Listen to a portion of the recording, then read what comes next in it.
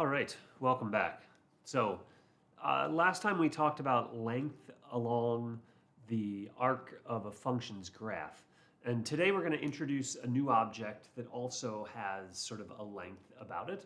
And the object is parametric curves. So, parametric curves could be in any space, but for our purposes, let's just think in a two-dimensional xy plane. And the idea here is what you want to sort of imagine is this point sort of moving about in the plane along some curve, and think of the position of that point being recorded at every moment in time.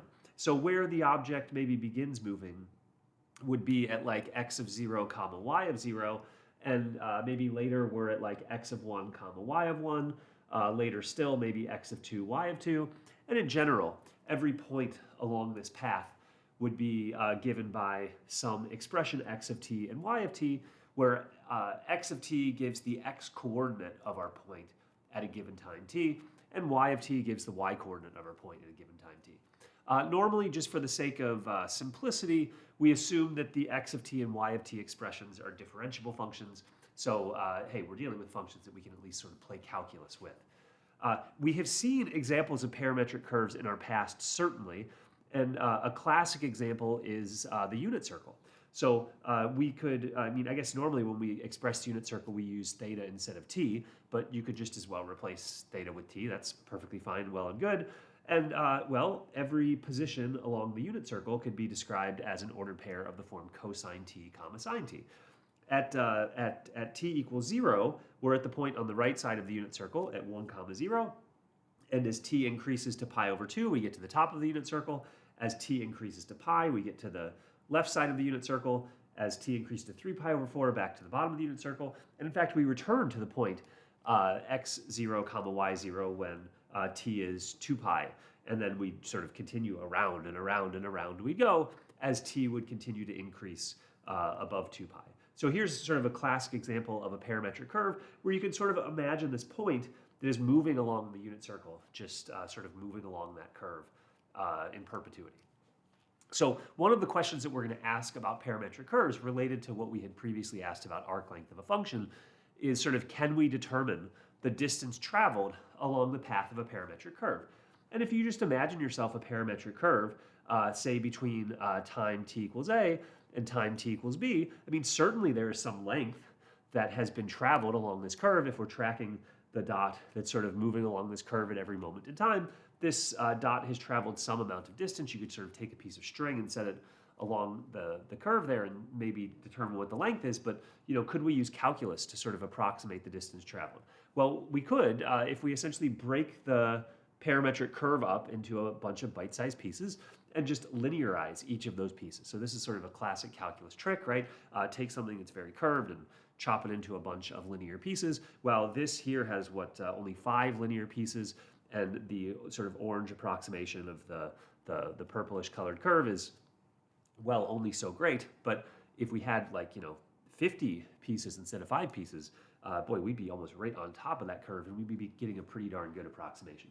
So while yes, we have an approximation of the distance traveled, we know that whenever we take the expression for an approximation of one piece, and then we throw it into an integral, integrate it over the interval of interest, that's going to give us precisely the value of the measure that we were seeking. And so, hey, let's try to compute the distance along one piece of this approximation. So let's just grab this one piece right here. How can we compute this distance? And actually, the derivation here is very similar to what we did with functions. You could just consider this horizontal bit here as your delta x, and then this vertical bit here as your corresponding delta y. But, well, delta x and delta y don't necessarily make a lot of sense within this situation because we've got our x and our y given in terms of t. So I'm going to do something rather bizarre with my delta x and delta y, and I'm just going to multiply by delta t over delta t. So I'm going to at least get the delta t into the game here by essentially multiplying by 1, a change in time over a change in time. Oh, I should mention the distance that we're looking for, right, is that d along that piece of the approximation of our distance traveled. Well, Now that we've got a horizontal bit and a vertical bit, which meet at a 90-degree angle, that gives us a Pythagorean relationship.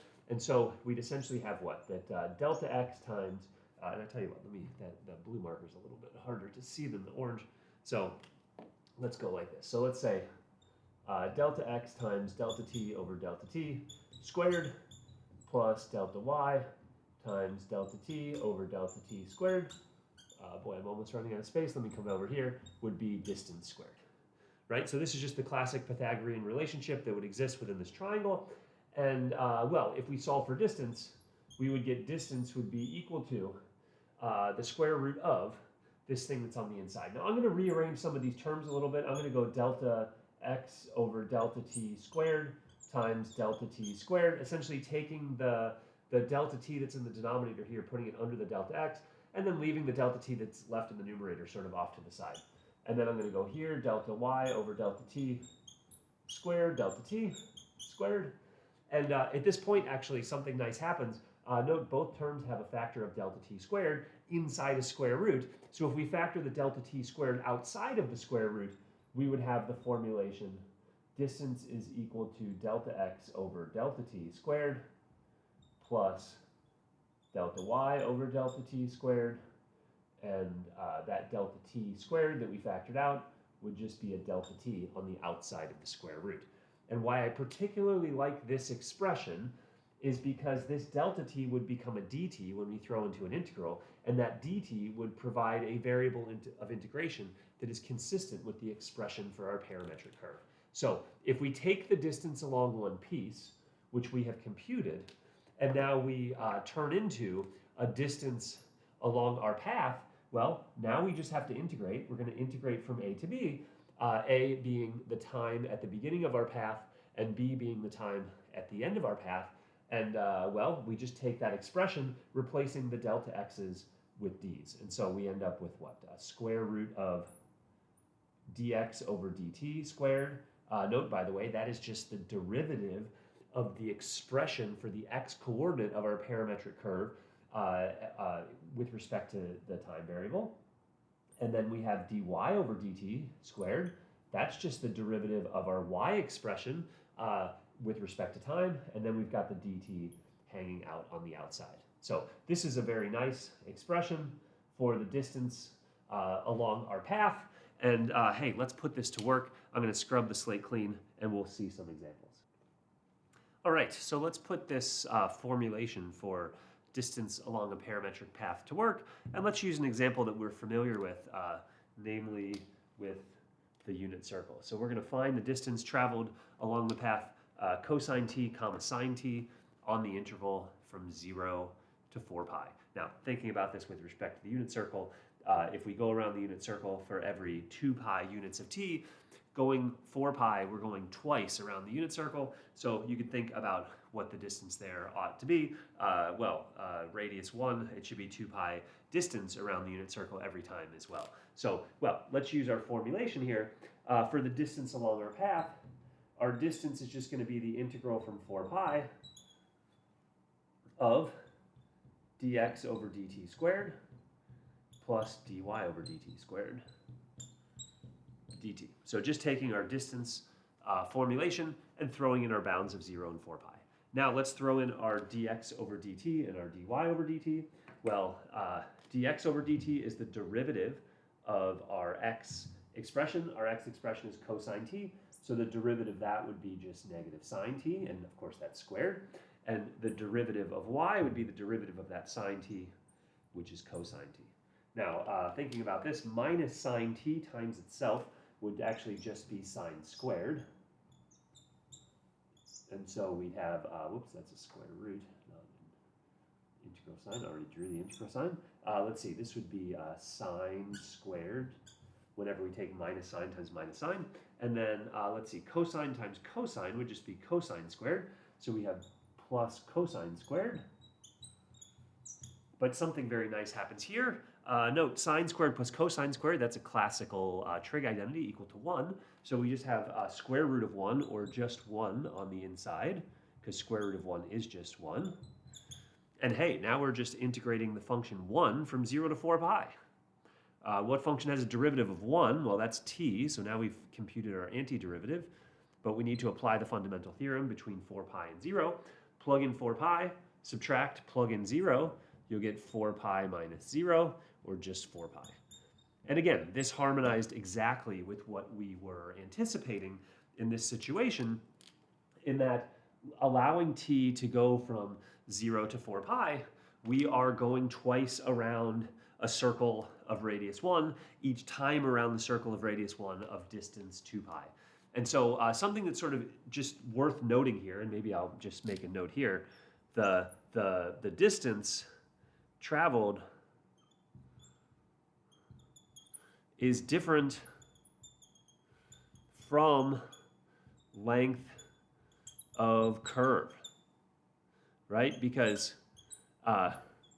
if you talk about the length of the curve going around this unit circle, the length of the curve of the unit circle is only 2 pi units of length.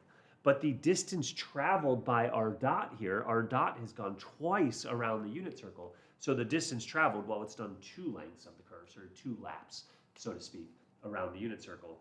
And well, that's effectively being accounted for by our integral. Our integral determines the distance traveled by our point along our path, not the length of the curve. The length of the unit circle is 2 pi necessarily, but the length of the path traveled by a dot going around the unit circle would be 4 pi if that dot's gone around twice. It's a subtle distinction, but it's just worth mentioning, because whereas when you're dealing with functions of x, as we've seen previously, they never sort of like bend back along themselves. Whenever you have a parametric curve, they can do that very thing. Okay, right. Let's set up an integral for the distance along this path. Now, this path is nice and polynomial, it appears, but I want to sort of emphasize a point with the idea of just setting up this integral, because as we'll see, despite the fact that this parametric curve is defined nicely in terms of polynomials, once we set up the integral, it is going to be beastly in manifestation. So here we've got an integral from 1 to 3, and we're going to go square root of dx over dt squared plus dy over dt squared dt, because this is precisely our formulation to find the distance along the path of a parametric curve. And well, what is dx over dt? Well, that's just the derivative of that x coordinate, which, let's see, that's what, 18t minus, 9t squared. That's all going to be squared. And then the dy is going to be what? That's going to be, the derivative of that is going to be 8t minus 8. And so, boy, you're going to have to do a lot of foiling here, right, to express this out.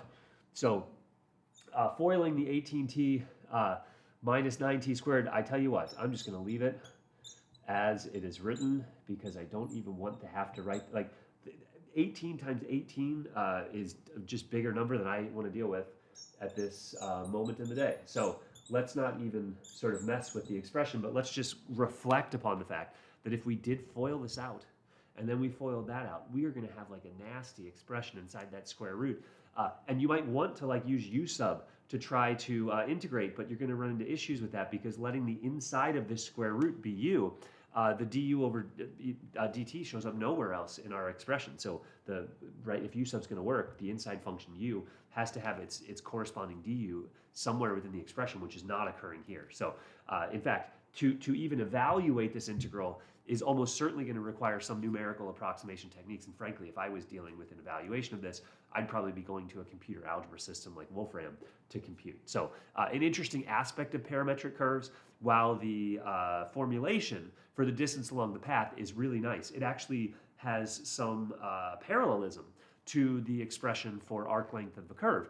And while in certain cases, the computation associated with finding distance traveled along the parametric curve is pleasant and familiar, even in a case where we're just dealing with polynomial expressions in the given components of our path's expression, boy, the function that pops out to compute the distance along that path can get pretty nasty looking. So it's just an interesting observation to make, but ultimately puts into context sort of where this parametric curves thing lies. So conceptually, it is important to have had familiarity with this. When you get off to Calc 3, frankly, if that's in your future, having familiarity with parametric curves will only be to your advantage.